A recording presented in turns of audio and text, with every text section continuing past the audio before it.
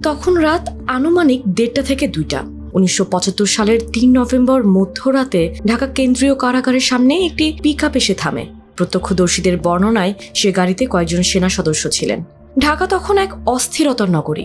সেনাবাহিনীর অভ্যন্তরে অভ্যুত্থান এবং পাল্টা অভ্যুত্থান নিয়ে নানা রকম কথা শোনা যাচ্ছিল। সে সময় ঢাকা কেন্দ্রীয় কারাগারের জেলার হিসেবে কর্মরত ছিলেন আমিনুর রহমান। রাত 1:30টার দিকে কারা মহাপরিদর্শক টেলিফোন করে জেলার রহমানকে তাৎক্ষণিকভাবে আসতে বলেন। দ্রুত কারাগারের মূল ফটকে গিয়ে জেলার দেখলেন একটি পিকআপে কয়েকজন সেনা সদস্য সশস্ত্র অবস্থায় আছে। মূল ফটকের সামনে সেনা সদস্যরা কারা মহাপরিদর্শককে একটি কাগজ দিলেন। সেখানে কি লেখা ছিল সেটি জানতে পারেননি রহমান।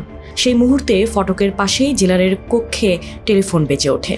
জেলার টেলিফোন রিসিভ করলে অপর প্রান্ত থেকে বলা হয় প্রেসিডেন্ট আইজির সাথে কথা বলবেন। তখন জেলার আইজিকে খবর দেন।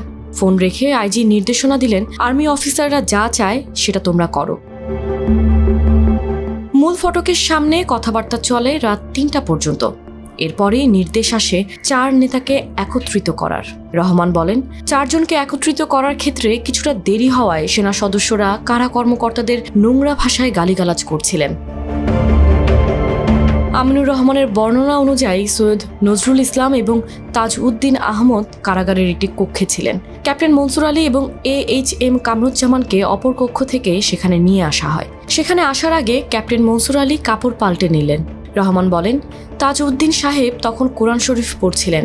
ওনারা কেউ আমাদের জিজ্ঞেস করলেন না আমাদের কোথায় নেওয়া হচ্ছে। সৈয়দ নজরুল ইসলাম সাহেব হাত মুখ ধুলেন। আমি বললাম আর্মি আসছে।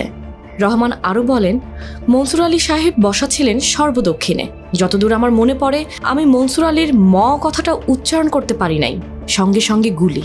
কারাগারের ভেতর এ নৃশংস হত্যাকাণ্ডের খবর 4 নেতার পরিবার সেদিন জানতে পারেননি। এই জাতীয় 4 নেতাই ছিলেন মুক্তিযুদ্ধ পরিচালনার জন্য 1971 সালে গঠিত মুজিবনগর সরকারের গুরুত্বপূর্ণ সদস্য। এর মধ্যে অস্থায়ী রাষ্ট্রপতি হিসেবে দায়িত্ব পালন করেন সৈয়দ নজরুল ইসলাম। তাজ উদ্দিন আহমদ ছিলেন প্রধানমন্ত্রীর দায়িত্বে। AHM কামরুজ্জামান ও মনসুর আলী ছিলেন মন্ত্রিসভার সদস্য।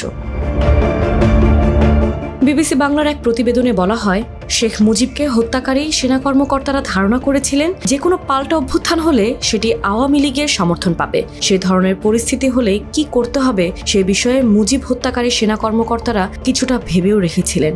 এ ধরনের কু হলে তখনকার আওয়ামী লীগে যাতে কোনো ধরনের লিডারশিপ না থাকে সেটাই বোধহয় নিশ্চিত করেছিলেন তারা।